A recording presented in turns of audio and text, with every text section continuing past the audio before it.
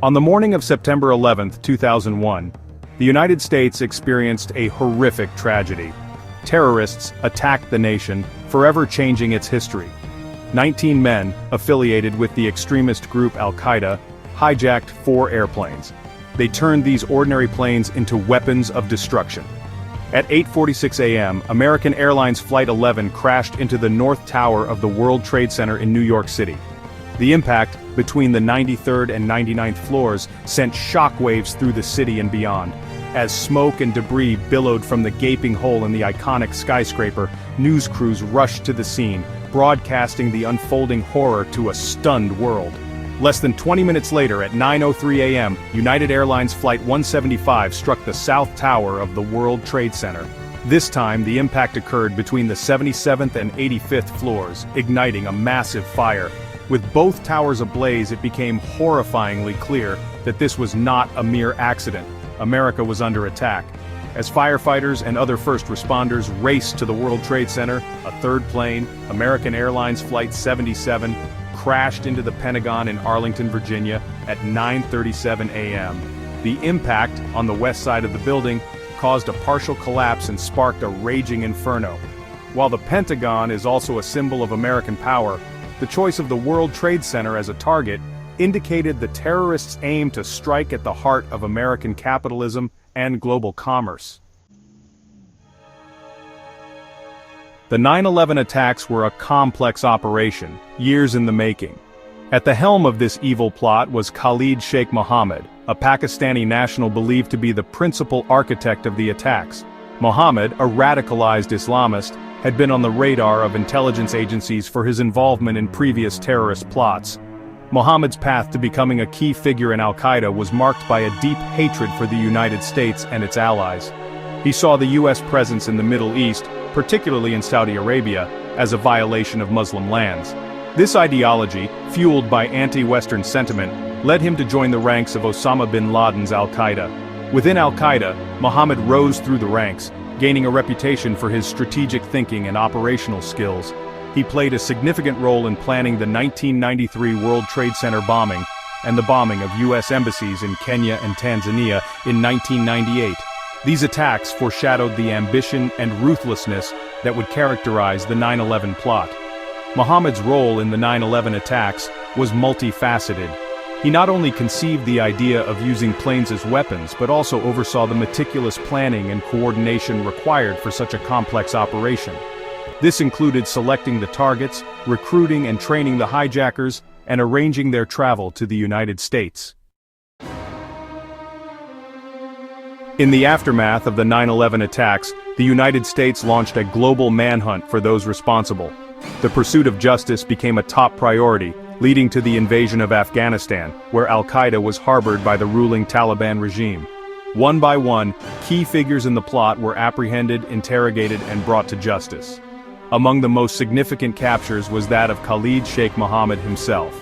In March 2003, Pakistani authorities, acting on intelligence provided by the U.S., apprehended Mohammed in Rawalpindi, Pakistan. His capture was a major victory in the fight against terrorism, sending a clear message that those who orchestrate such heinous acts would be held accountable.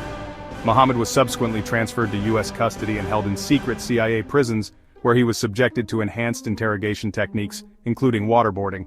These controversial methods, widely condemned as torture, became a point of contention in the legal proceedings that followed. In 2006, Mohammed, along with 4 other high-value detainees, accused of involvement in the 9/11 attacks, was transferred to the U.S. military prison at Guantanamo Bay, Cuba. Guantanamo, established to hold enemy combatants captured in the War on Terror, became the epicenter of the legal battles that would ensue. Section 4. A controversial deal. Plea agreements and backlash. For years, the legal proceedings surrounding the 9/11 attacks dragged on at Guantanamo Bay. The cases were mired in controversy, with debates over the admissibility of evidence obtained through torture, the legal status of detainees, and the fairness of military tribunals. In a surprising turn of events, however, plea agreements were reached in 2024 with Khalid Sheikh Mohammed and 4 co-defendants. Under the terms of the plea deals, the defendants agreed to plead guilty to the charges against them. including conspiracy, murder, in violation of the law of war, and terrorism. In exchange for their guilty pleas, they would avoid the death penalty and be sentenced to life in prison. The plea agreements, while bringing a semblance of closure to the lengthy legal saga, sparked outrage and controversy.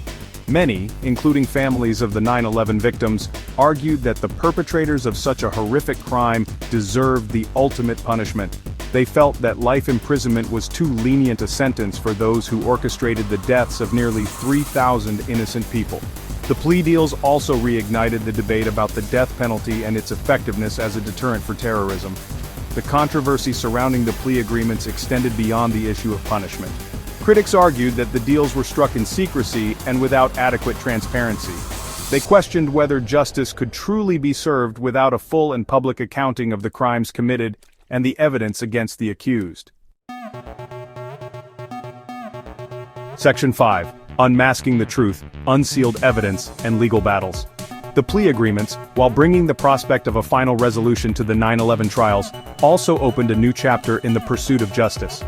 As part of the agreements, a vast trove of evidence against Khalid Sheikh Mohammed and his co-defendants was unsealed, shedding light on the planning and execution of the attacks. The unsealed documents included chilling details about Mohammed's role as the mastermind of the plot. They contained his confessions, phone records, and correspondence with al-Qaeda operatives. The evidence also revealed the meticulous planning that went into the attacks, including flight simulations, reconnaissance missions, and the selection of targets. The release of this evidence, while providing crucial insights into the events leading up to 9/11, also presented legal challenges. The use of torture during Mohammed's interrogation raised concerns about the admissibility of his confessions and other evidence obtained through coercive means.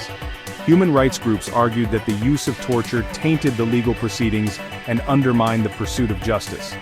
The unsealing of evidence also sparked a legal battle between media organizations and the government.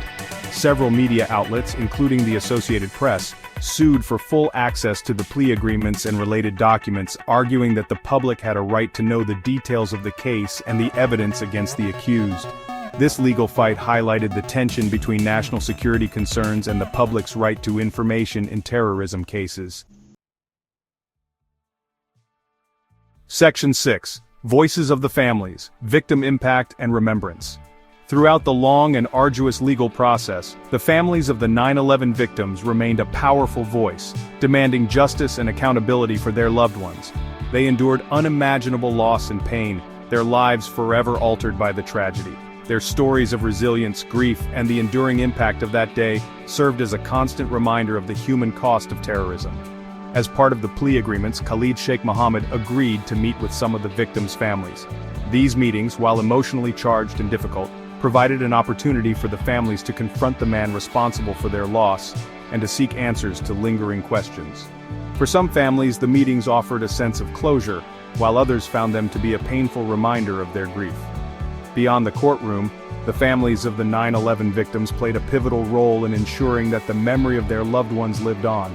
They established foundations, scholarships, and memorials to honor those lost and to keep their stories alive for future generations. Their advocacy helped to shape public policy and raise awareness about the ongoing threat of terrorism. The annual commemoration ceremonies at Ground Zero, the Pentagon in Shanksville, Pennsylvania, became sacred rituals of remembrance. Each year, on the anniversary of the attacks, the nation paused to reflect on the lives lost, the heroism of the first responders, and the enduring spirit of unity that emerged from the ashes of tragedy.